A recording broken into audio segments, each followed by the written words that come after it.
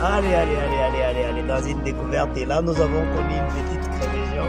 Donc, on compte pousser la moto jusqu'à ce que nous allons trouver un village pour les dépannages. Allez, à la guerre comme à la guerre.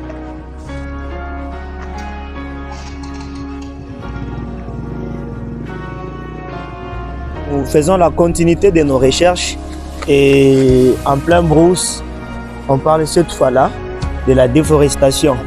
Alors, les enjeux majeurs poursuivis, c'est que les climats soient toujours respectés et que les saisons se poursuivent comme d'habitude.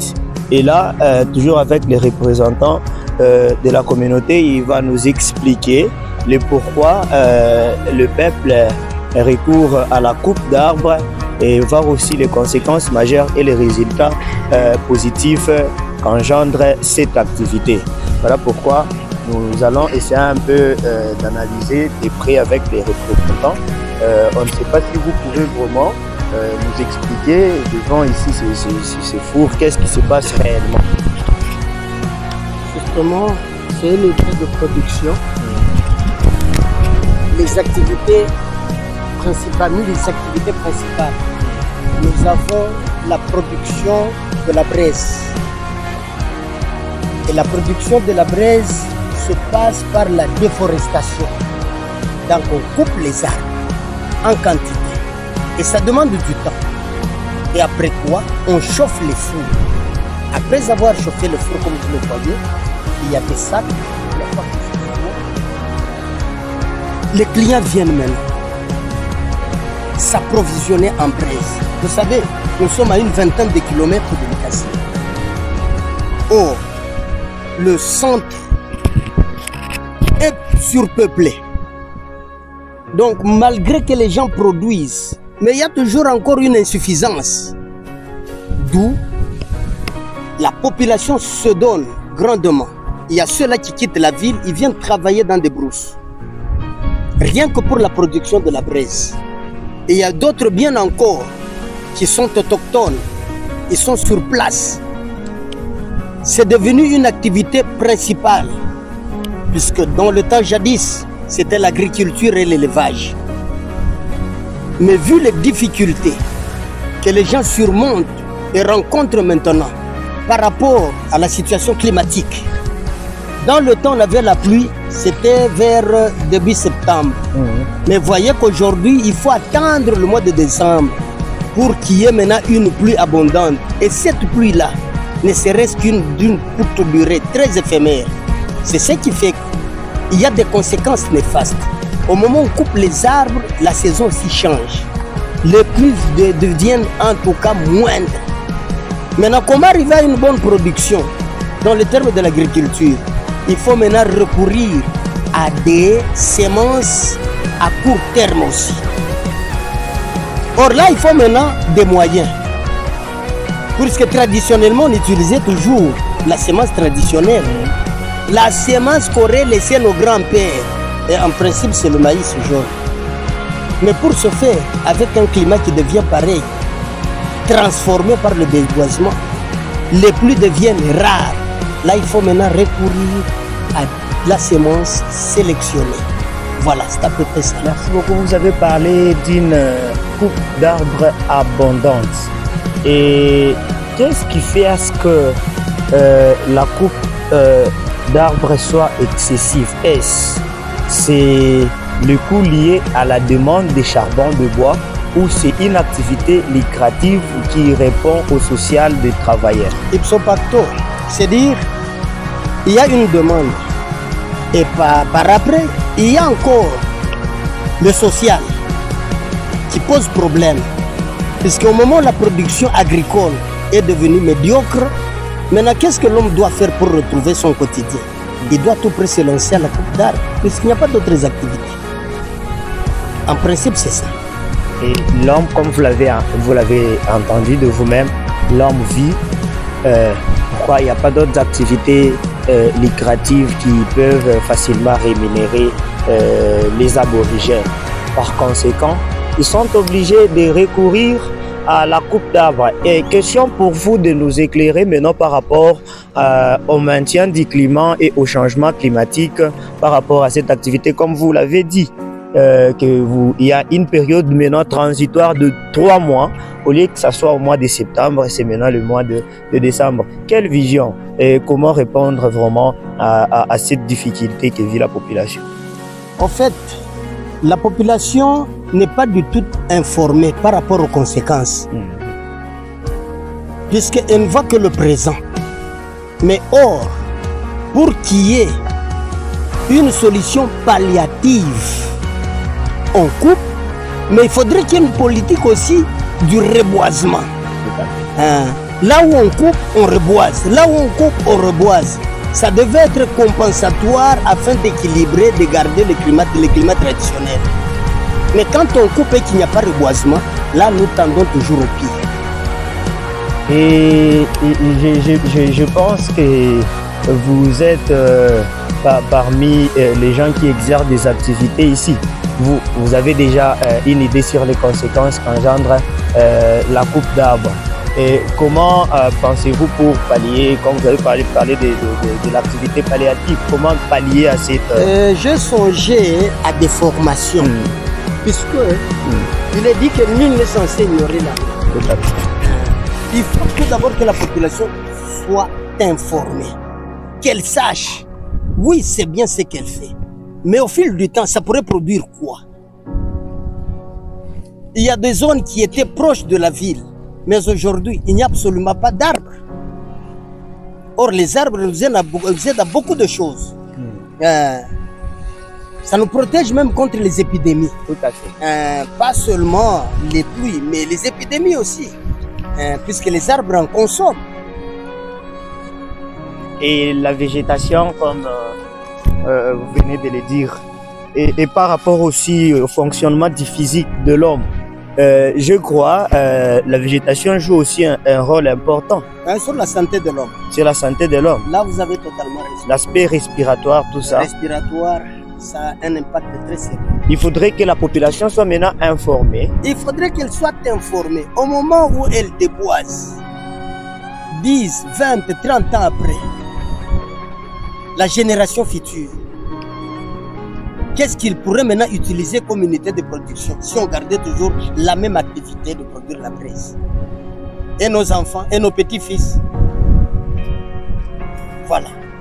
En tout cas, vous avez vous-même compris pourquoi, comment et quand est-ce que nous devons recourir à cette activité, voir aussi les conditions palliatives en ce qui concerne le maintien de la biodiversité conformément à la coupe d'arbres, la déforestation en soi.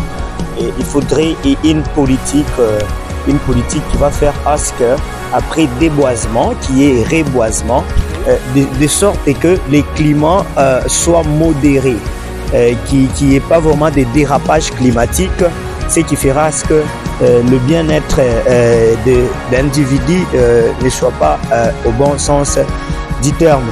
Voilà, ça c'est un rapport en ce qui concerne la déforestation. On ne sait pas maintenant si on peut voir là où il y a un peu de bois déjà coupés qui ne sont pas encore consumés par le feu.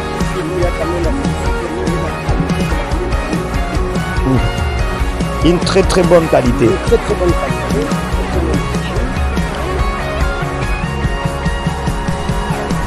L'expérience. L'expérience professionnelle. La pièce est colorée, mise au four. Elle est produite ainsi. Et si on avait la politique du reboisement, la même pratique, 5-10 ans après, on devait encore avoir d'autres arbres. Mais malheureusement, nous ne sommes pas encore arrivés à cela. Peut-être faute de moyens, faute d'enseignement, faute d'information. Tout à fait. Donc, partout ici, il y avait des bois. Et après, il n'y a pratiquement rien. On a coupé. De l'autre côté, des bosquets. Des bosquets. Ça aussi, c'est un bosquet déjà consumé. Hein? C'est un bois déjà, oui, un bosquet déjà consumé. Transformé déjà en braise. Transformé en braise. une bonne qualité de braise. Voilà. Et lucrativement, ça répond. Ça répond. Ça répond sans problème. Puisqu'il y a ceux-là qui viennent, ils prennent à partir d'ici pour ravitailler la ville. C'est une activité commerciale. Hein? Commerciale. Voilà, merci beaucoup. Voici, nous chercherons maintenant à comprendre ici un terrain en pleine brousse, mais nous avons constaté qu'il y a un espace vide, un terrain de plus de 10 hectares où il n'y a probablement rien comme arbre. Et c'est pour nous une question. Nous essayons bien évidemment de comprendre le pourquoi il n'y a pas d'arbre, le pourquoi en pleine brousse, en pleine forêt et qu'il n'y a rien. Alors, quand vous êtes là, en tant que faisant ou partisan de cette communauté, pouvez-vous vraiment nous expliquer le fait que ce terrain est vide? Pour moi, c'est un souci de voir ce terrain être vidé d'arbres. C'est dire un terrain qui est déjà exploité, qui produisait la braise, là où les gens venaient traditionnellement travailler et fournir la braise en quantité. Et maintenant, comme il n'y a pas eu la politique de reboisement, c'est ce qui fait que le terrain est resté vierge comme ça. Il n'y a plus rien. Mais or, ce qu'on devait faire, on devait seulement reboiser tous ces hectares, on devait les reboiser. On n'est pas informé, on n'a pas de moyens et on continue toujours à empirer la nature. Et vous vivez vraiment un réchauffement climatique vif. Le réchauffement climatique est déjà fortement déclaré. Très vif. Allez. En tout cas, c'est vraiment quelque chose qui stimule la conscience humaine. Question de pouvoir trouver des solutions à l'immédiat. Comme vous le voyez, un terrain vide, on voit pas de l'autre côté le bois déjà abattu.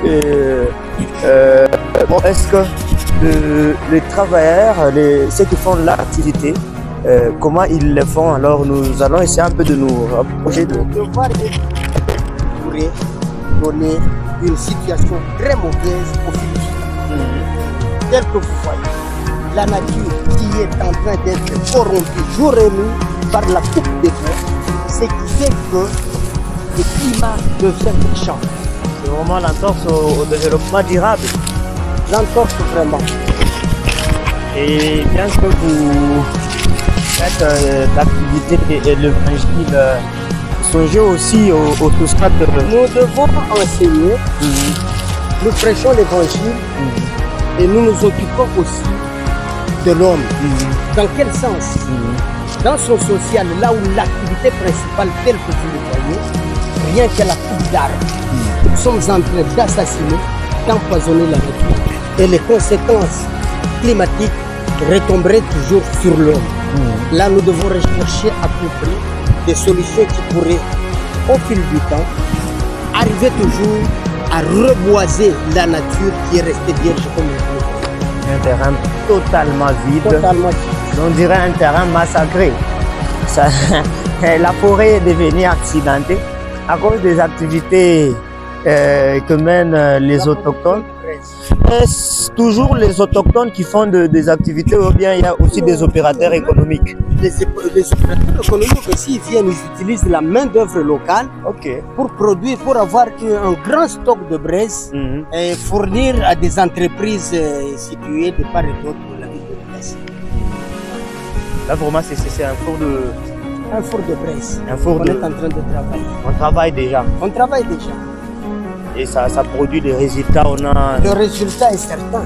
Ils ont de l'expérience. Ils ont de l'expérience. Enfin, tout ça, ce sont des bois. Ce sont des bois. Les arbres ont été découpés et mis en feu. Et quelques jours après, on aura la brèche. Voilà, donc, il y a ceux qui font cette activité, le propriétaire du four.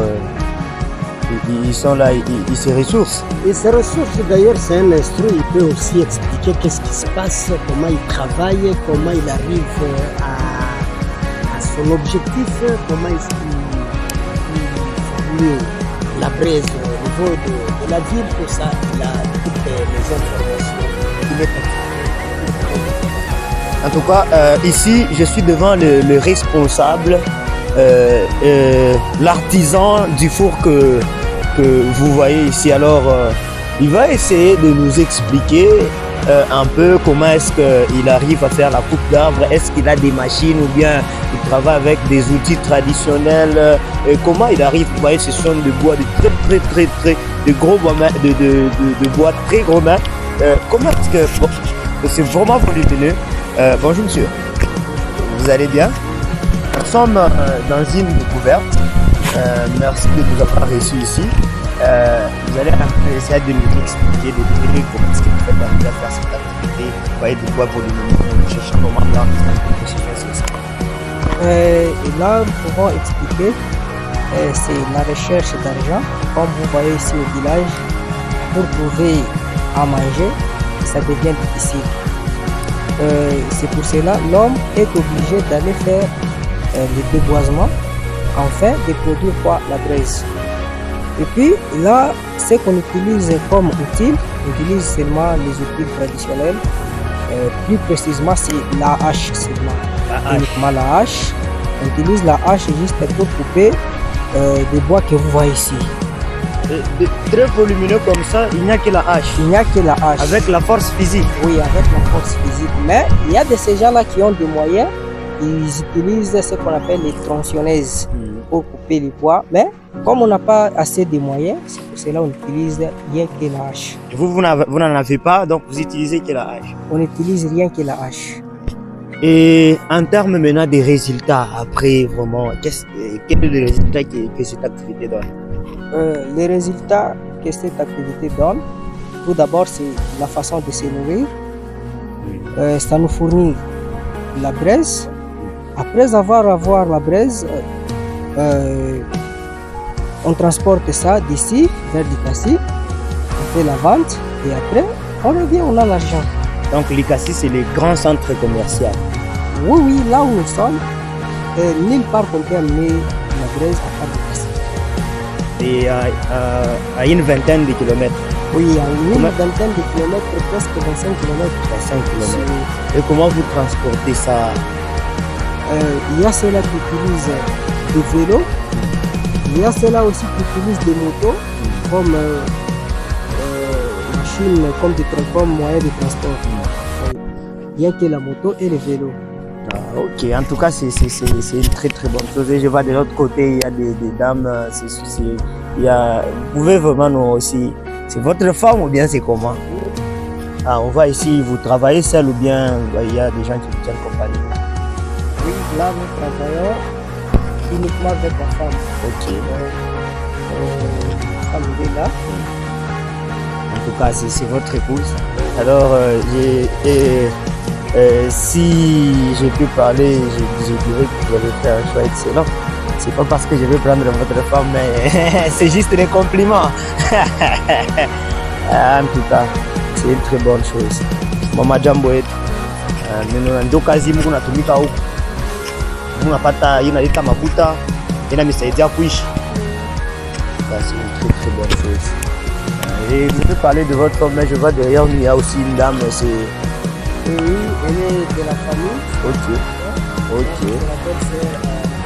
Ah, c'est une très bonne chose. Ah, merci beaucoup. Le souci majeur ici est de trouver une solution palliative en ce qui concerne la situation des coupes de bois et devant ce terrain où nous retrouvons devant de bois morts en quantité qui ont subi la coupe uniquement pour façonner le four à charbon de bois et qui répond non seulement aux besoins de la population qui se veut ravitailler en charbon de bois, mais aussi une activité lucrative qui fait à ce que la population vive. C'est une situation, qui se doit trouver une solution afin que l'environnement soit protégé. Sinon, le Congo court un chaos. Il faut trouver vraiment une solution.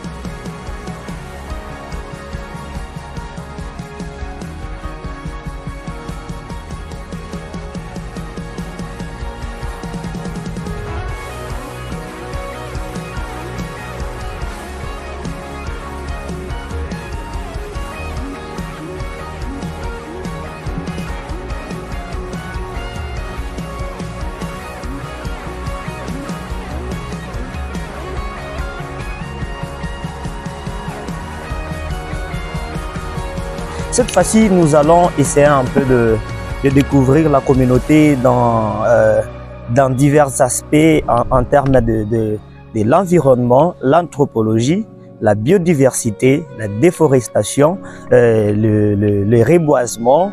Nous allons essayer un peu de combiner ces formes d'aspects de la communauté. Et bien évidemment, toujours comme nous l'avons fait avec les numéros 1 de la communauté, qui a encore une fois accepté de nous recevoir et de répondre à diverses questions que nous allons essayer un peu d'établir. Et ne vous inquiétez pas, c'est pas loin, c'est ici et maintenant. Nous allons essayer de prendre cette quête. Voilà, encore une fois avec les représentants légaux de la communauté. L'apôtre a accepté de nous recevoir encore. Merci pour ces privilèges. Merci, merci beaucoup. Nous sommes venus encore une fois explorer dans le cadre de la développement communautaire, cette fois-ci dans la recherche de la biodiversité, de l'environnement et de la déforestation. Comme vous êtes attitrés dans la communauté, nous... Voilà, enfin avec les représentants ici, qui a encore une fois accepté de nous recevoir. Merci pour ces privilèges. Ok, merci, soyez le bienvenu. Merci beaucoup. Dans cette nouvelle quête, nous allons essayer un peu d'analyser la communauté, cette fois-là dans divers aspects tels que l'aspect environnemental, la biodiversité ainsi que la déforestation. Et comme vous êtes vraiment attitrés au travers de vous, nous essayerons un peu de vouloir piocher et savoir comment est-ce que vous faites dans la communauté. Merci bien. La communauté a un très grand travail. Vous savez, la distance tout d'abord qui sépare ce village, ce milieu, et le centre urbain qui n'est que la ville de Likassi, c'est une distance qui est quand même estimable. Et nous y sommes. Nous avons été envoyés par le ministère dans le cadre de l'évangélisation et dans le cadre de l'implantation des églises. D'ailleurs, d'un moment à l'autre, vous aurez tout le temps de visiter la paroisse, que la communauté elle-même, par notre appui, par l'appui de membres de soutien, de près et de loin, sont arrivés à même à poser des points actes dans le cadre de l'évangélisation. La biodiversité, tout à fait. L'Église ne peut jamais se cantonner rien qu'à l'Évangile. Il y a beaucoup d'activités qui se passent avec la population, avec les fidèles et mieux encore avec les serviteurs de Dieu. L'agriculture. Vous allez visiter les sites là où nous jetons chaque fois. Nous travaillons avec l'Église, cherchant toujours à faire développer le social. En tout cas, non seulement ça. Voyez la nature comme c'était ailleurs. L'activité aussi de la production de la braise, elle est toujours énorme. Ici, il y a même la production de l'or. Il y a des serviteurs, des évangélistes, après des activités spirituelles, qui descendent dans une autre rivière encore en mission d'aller travailler l'or, vu que le social aussi est pesant. Voilà, d'une manière brève, c'est à peu près ça. Voilà, comme vous l'avez entendu de vous-même, donc nous ne nous sommes pas trompés d'adresse. Il y a beaucoup d'activités telles que témoignées par les représentants. La coupe d'arbres abondante que nous allons... C'est le village, voudrais-je dire, Bichimf. C'est ça le village? Ça le village, le nom du village. Le nom du village est... C'est un nom qui explique quelque chose. C'est dire dans le temps, ils étaient presque gâtés par la nature. Très gâtés par la nature. Les chasseurs n'allaient pas loin. C'est à quelques mètres, ils revenaient avec du gibier. Et la rivière aussi. Les chasseurs, même ceux-là qui allaient pêcher, c'est un village qui fournissait vraiment en poisson, en viande. Il n'y avait pas de concurrent. Donc, quand on parle de Dinchiv, c'est là où il y a abondance du mets. Tu as besoin de la viande, tu en consommes. Tu as besoin du poisson, tu en consommes. Tu as besoin donc, du maïs, quoi que ce soit. Donc, tout passait, vraiment. Mais à présent, à cause des entorses à la nature, il y a des entorses à la nature, toujours le même problème. la pluie qui pose défaut. Et dans cette quête, nous allons essayer de voir les causes majeures de cette disparition de certaines espèces animaux et végétaux. Les causes sont presque les mêmes. Vu qu'on abat les arbres d'une manière désordonnée, les espèces sont obligées d'aller loin. Et nous revenons encore à la rivière. Le problème de l'exploitation de l'or et le manque de pluies abondantes pose aussi problème. Le temps où les poissons doivent maintenant aller ça et là dans des brousses pour aller déposer les œufs. Il n'y a pas de pluie. Voilà. En tout cas, là, ce sont des défis majeurs. Les défis majeurs. Les défis majeurs. Surtout le problème de la pluie qui est devenu trop rare. Beaucoup de choses ne marchent plus. En tout cas. Et nous voyons la paroisse. Est-ce que vous gérez beaucoup d'entités? Et en termes de responsabilité, il y a, je crois, un responsable ici. Il y a des pionniers qui peuvent vous les présenter. Vous pouvez s'approcher. Nous voyons la communauté et il y a une paroisse implantée. Nous pensons qu'il y a un responsable ici. Il y a un responsable. Vile nashukuru Mungu kupitia kazi nawazia depuis tulifika hapa. Huyu reverend pasteur ndani ya Eglise inakuwa ni paroisse lokal hapa kwetu Karinchi Shefu. Tuko na taifa ya Bwana Mungu katika kazi ya Mungu na wewe nenda pia. Kazi tunakuwa na madifikulteti mbalimbali ndani ya kanisa, ndio tunapenda kufanya kwenda kutoka mle ndani. Sasa vile mambo ya mnafika hapa Karinchi Shefu ndio anakusaidia hapo tunaona kazi ya Mungu ndio msalama. En tout cas, l'œuvre de Dieu avance très bien selon la déclaration du pasteur responsable. Et il y a toujours ces climats de collaboration entre l'Église et les autochtones, voire aussi les autorités traditionnelles établies ici. Voilà, lui c'est le pasteur responsable de la paroisse, mais pour que le message parvienne au peuple de Dieu, il faudrait qu'il y ait une personne, un sujet par lequel le message transitera. Et si ainsi il faut traduire la langue, il translate. Donc il y a quelqu'un qui aide le pasteur à transmettre ce que le pasteur dit, soit en français, soit en swahili, mais dans la langue maternelle. Ainsi il est là. On va essayer un peu de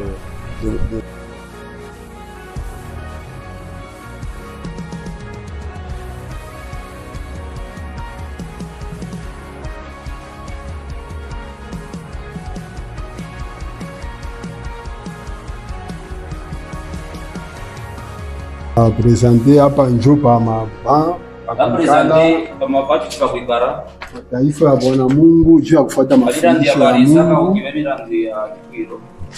Kule tena na presente tena kumbele kule. Et ça aussi. Njo ya kwaso. Kwaso hii na kupika nayo wakati traditionnel. Donc à base de bois, on travaille ça. Les xénophobes, donc on fabrique xénophones sur base de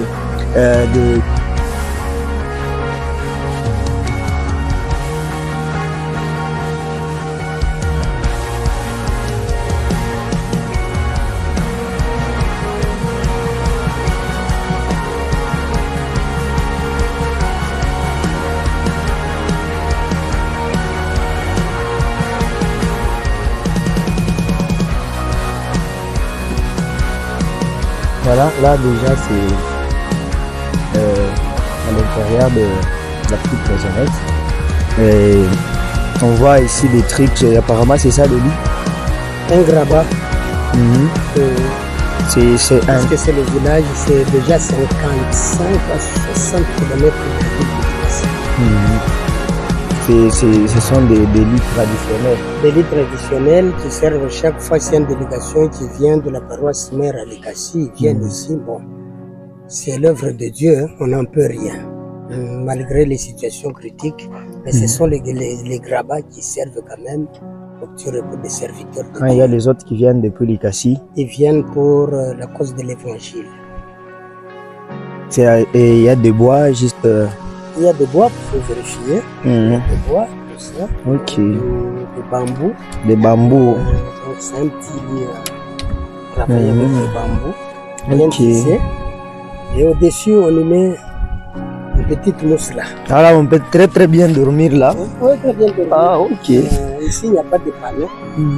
Vous n'en verrez jamais. Ok. Parce que vous ne pouvez pas amener un style citadin qui pourrait peut-être être pour une marginalisation par rapport aux autochtones. C'est-à-dire ici, on conserve la tradition. Ok, on va à pas de tortue à la modernisation, mais pas à coup sec. Donc le principe d'adaptation, on s'humilie d'abord. On essaie un peu de rejoindre leur mode de vie pour les approcher. Et après cela, avoir maintenant l'occasion de leur donner, partager l'évangile. C'est-à-dire ici, il faut d'abord s'adapter aux réalités traditionnelles. Et aux réalités traditionnelles. Là, c'est vraiment obligatoire. C'est obligatoire. Vous ne pouvez pas venir directement, même la façon de s'habiller, vous venez avec un style hautain. Là, vous les écartez, il n'y aura jamais de salut. D'accord.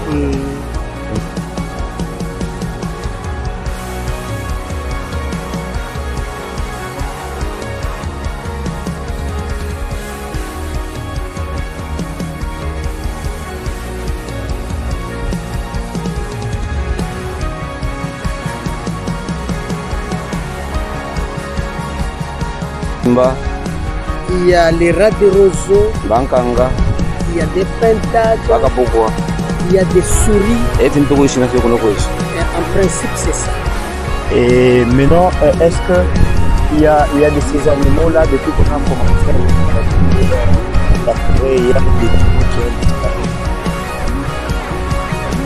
Il y en a. Banyama bali wanapotea zaidi na banyama. Il y a par exemple le porc sauvage. Le porc épic. Là, en tout cas, on n'en trouve plus. Il y a aussi un autre animal là, qu'on appelle Katumpa. C'est presque de même avec le chien sauvage. Les chiens sauvages, oui. Les chiens sauvages. Les chiens sauvages. Mumbwe. Donc les chiens sauvages, il y en a plus, même si vous faites disparition. Même si on faisait la pêche ici, on ne va pas en trouver. Non, c'est trop rare. La chasse. Donc vous comprenez un peu donc l'exploitation forestière. Il y a des animaux déjà, des espèces d'animaux en voie de disparition, des chiens sauvages. Il a parlé encore de le porc épic. Le porc épic, il y en avait, mais on a commencé à exploiter la forêt. Le déboisement pose beaucoup de problèmes. Arrivé devant cette chute d'eau, on va essayer un peu à demander à notre monsieur qui nous tient en compagnie ici, il va nous expliquer les avantages liés à cette rivière, la rivière d'Ichimfu. Kama utatuonesha hapo mai hapa bintu bile linatoka hapo bile mnapataka pamoja. Hata monta sana mkipota hapa mutune finisi onse. Ici c'est une chute là où il s'approvisionne de beaucoup de choses. Ina mayo onse ya kutegera bana foto ipa ilepenga hapa no. Il y a des animaux qui viennent et se lancent dans l'eau et là à partir de là les chasseurs allaient. Na bansamba na bashimbiriki. Même les reptiles, même les castors, c'est toujours ici. Même les boas, c'est toujours ici. Les petits animaux, c'est toujours ici. Donc ici, en tout cas, c'est une fête pour les chasseurs. Donc, Banyama, les animaux tombent dans l'eau. Donc un animal, on vient avec en course, mais dès qu'on arrive avec ici, là le chasseur est en position de force. Donc si ici il ratait, en tout cas c'est pour rentrer au village Mebredouille. Hebu tapira fenga mono nyita wera nyina matari kwa sababu kwa kufenga tawara nensara. Sinon, rien, c'est rien, ils sont obligés de passer une nuit à Belle Étoile. Vous comprenez, c'est un gabarit, c'est un combat. Donc, au fil, ils chassent les animaux et au moment où les animaux tombent dans l'eau, c'est pour eux une chance. Donc, ils ne peuvent jamais rater. Maintenant, Samaki, le poisson. Masabi, on sait pas, on va s'en michata, Masabi, on sait pas. Ils viennent avec des moustiquaires imprégnés. Donc, c'est le filet qui est spécial pour se ramasser du poisson. Mando bana baragite firondo baro agite firondo aitira pamataba batara ngode jour basa kurwa poparo baro bankinya bakuruta kuria ko sukunanda. Pour réussir la pêche au poisson, il faut venir avec du maïs, vous mettez quelque part, après 2 jours, c'est alors que vous venez avec des hameçons. Ok, il t'a pas dit pour toi, et s'ils arrivaient là où ils ont mis du maïs et que le maïs est intact, là, ils sont obligés de rentrer au village. Maintenant, ni masamaki kani ile munabambaka pour la typologie, catégorisation des poissons. Bon, il y a des gros poissons. Après bankini, il y a aussi des sardines. Et là, c'est la fin. Les silures aussi. Il y a des silures, des sardines, des très gros poissons ici, et de très bonne qualité. Il y a on vient avec des hameçons et des moustiquaires imprégnés. On travaille avec ça pour avoir du poisson. En tout cas, c'est un bon endroit. Donc, je ne sais pas comment est-ce que je peux classifier. Donc, d'une part, on a l'eau et au milieu, on a un espace de terre. Ça, c'est le cœur de Dieu. Très impressionnant. C'est vraiment impressionnant. Donc, nous sommes ici au milieu, au bout, et de l'autre côté, il y a la terre. Et de deux côtés, il y a l'eau qui traverse la terre. On dirait presque île. On dirait l'île. Hein? Voilà, en tout cas, c'est ériger même une case. Oui. Vous pouvez là, on est entouré d'eau, on peut avoir une case là et on vit paisiblement. Donc il y a à gauche et à droite l'eau et au milieu on peut ériger une petite case là. Comme il y a une terre, vous voyez la hauteur en tout cas, elle est favorisante. Oui. Elle est vraiment favorisante. Une hauteur favorisante. En tout cas cette exploration est vraiment bénéfique pour le développement de la communauté. Donc la population ici vraiment vit dans l'abondance, hein, comme le nom du village l'indique. Oui, ils vivent dans l'abondance, surtout pendant la saison de pluie. Quand les premières pluies tombent, en tout cas là, les animaux et du poisson, ils en ont. En tout cas en abondance. Une exploration vraiment très bonne.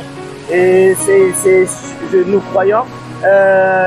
En tout cas, ici, je vois les espèces de poissons sont bien conservées et il n'y a pas la production de l'or.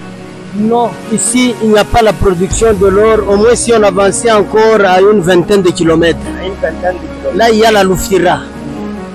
Donc ici, le seul danger, c'est la déforestation. La déforestation, c'est l'unique enjeu défavorisant. En tout cas, c'est une très bonne chose.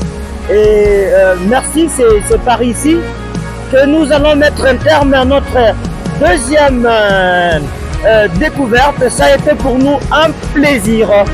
Nous mettons un point final. En tout cas, nous disons merci aux représentants les gars de la communauté. Merci serviteurs de Dieu. En tout cas, il fait du beau ici. Vous n'avez même pas l'envie de quitter. Vraiment, ouais. Suggérez même de passer nous ici. Tout à fait. Dieu est merveilleux. Ouais. Les enjeux majeurs, la déforestation, le reboisement, l'environnement, la biodiversité. Tout au long de notre exploration, nous avons essayé un peu de patauger ça et là pour essayer un peu de trouver de données cachées.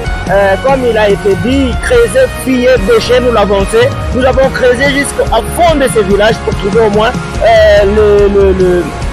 les éléments pouvant nous aider à les réalités palpables, comme le représentant vient de le dire. Voilà, nous disons merci à la communauté EGDC de pouvoir toujours être avec nous. Il nous a vraiment soutenus. nous disons merci à notre caméraman. Dans le cadre du développement, la communauté songe comme l'eau est en abondance. Nous songeons aussi à passer un projet de la pisciculture. La pisciculture. Puisque le milieu est vraiment favorisant. Élever le poisson. Et si on arrivait à cela, si on élevait du poisson, le village encore sera ravitaillé en poisson et en toute saison. Voilà. Là, c'est pour conserver la biodiversité, les espèces.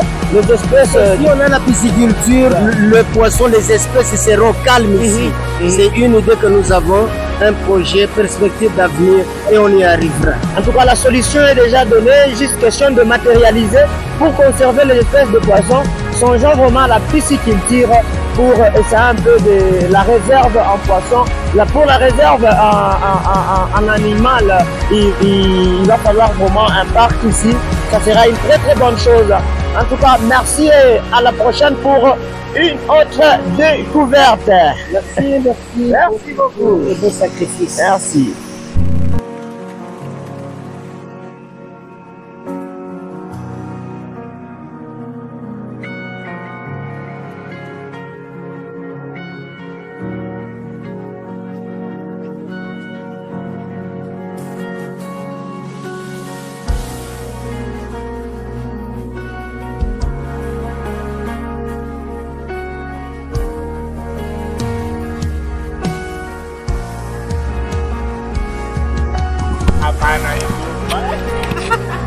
Regardez tout bien mon caméra. Ça va parler.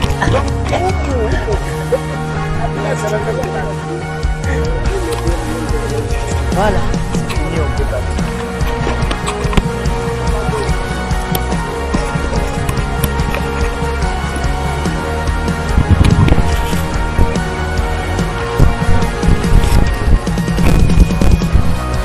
Oh Victor. Et yo papa. Et yo papa. Papa. Kazi kuna nisaidia. Yo papa. Unisikia vile mgalaa anasema. Comment on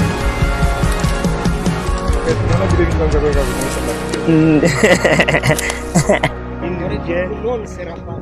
Est-ce qu'il y a une rivière? Il y a des rivières. C'est bien de prendre aussi là où il y a une rivière. Il faut que la rivière La biodiversité.